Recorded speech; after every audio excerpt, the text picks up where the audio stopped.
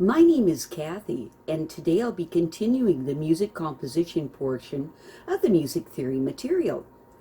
But before I do, I wanted to let you know that because I have a great many videos now on many different topics, that I've decided to make several different video playlists so that it's easier to find the videos of greatest interest.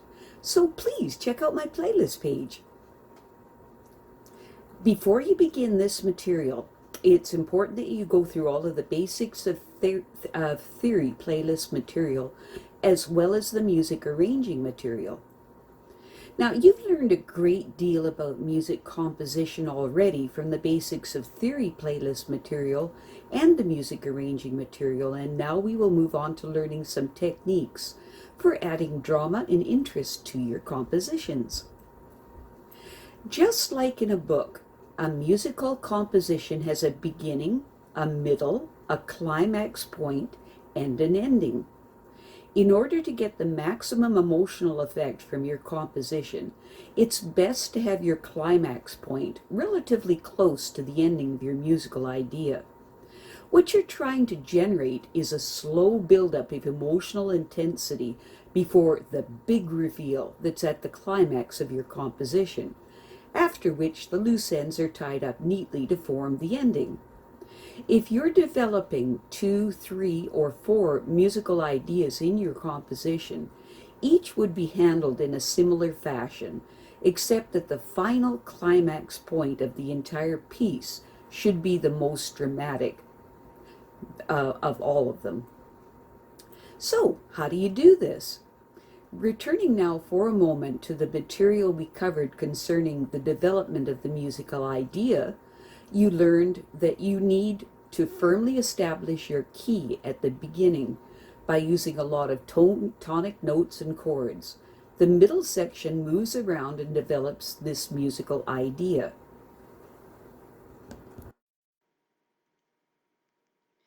Let's talk a little bit about this moving around in the middle section for a little bit. Think of the musical key you've chosen as a middle line. When you're developing this idea, you need to go above this middle line and below this middle line, and you do this by choosing new keys to briefly modulate to. Modulate is just a term that's used when you move from one key to another. Let's use the example of C major. C major is our middle line. When we develop this, we would start to include some melody and chord notes for G major and then F major to begin with, both of which are relative keys to C major. To add even more intensity, we would then add some relative minor keys to this mix, such as A minor, E minor, and D minor, along with your relative major keys. At first, you start off with just a single G major chord and then back to C major. Then you'd add a single F major chord, then back to C major. Then to add more complexity, you would add an A minor and an E minor element and then back to C major. And then a D minor and F major element and then back to C major. It is this constant shifting above and below the middle line that adds drama and interest. When you first start developing your piece, it starts with just a little, and then you add more and more changes into the relative keys until the climax point, which is reached, which should be a dominant fifth chord, which then leads to a tonic chord, which forms the final resolution to the piece, a long type of cadence. In terms of the actual melodic line, the beginning of the melody starts and establishes the key you've chosen, and it skips around with rhythms slowly moving up and down in pitch until a run, something like running up a hill, is reached, which brings you to the climax point, which then culminates in a sharp downward movement of the melody line. The climax point is also the loudest and most dramatic part of your piece, as it is the big reveal of your musical composition. Now, of course, all kinds of variations on the above scenario happen in musical compositions.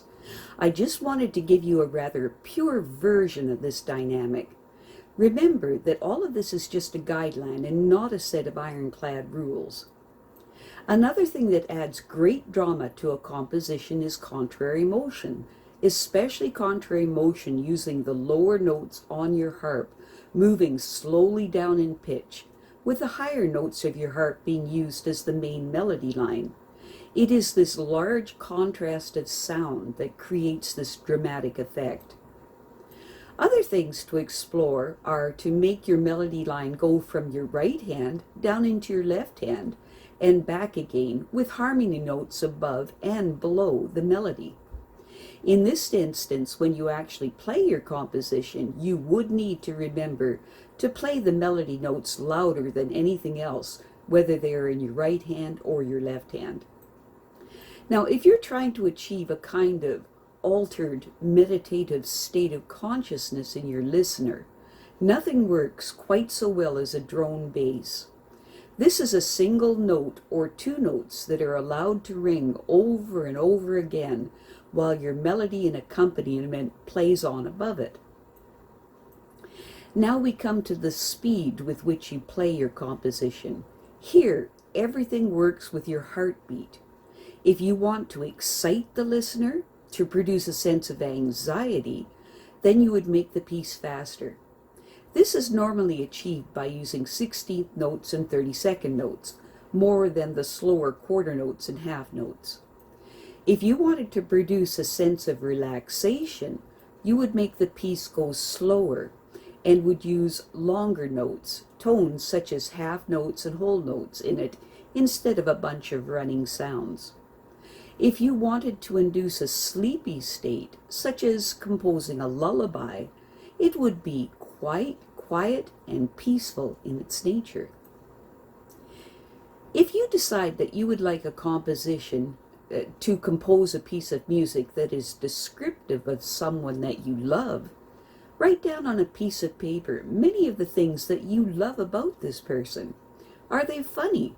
Are they down to earth? Are they spontaneous? Write down as much as you can about that person and then compose a melody line that includes these elements. What does funny sound like? Experiment around until you find a combination of sounds that makes you smile. What does down to earth sound like? Again, experiment with the sounds that make you feel calm and peaceful and safe. How about spontaneous? What does spontaneous sound like to you? Once again, experiment with sound to find the sounds that shock you. Maybe you want to write a composition about a beautiful place that you visited, a beautiful ocean scene, or the Grand Canyon, or a beautiful forest, mountains, whatever. Or you want to write a piece of music that expresses your deep connection to the Creator. First, write on a piece of paper the feelings that you get from these scenes and thoughts, and then figure out the elements that you need to express this musically. Now, there's a great deal more to learn concerning music composition, but that's beyond the intended scope of this video series. The bottom line, of course, is, as always, is to have fun and learn just how creative you truly can be.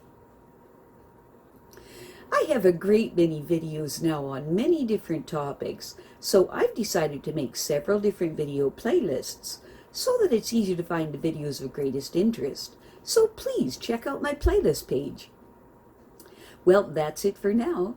To stay up to date with my latest videos, make sure to subscribe to this free YouTube channel by clicking the red subscribe button right below this video. Take care.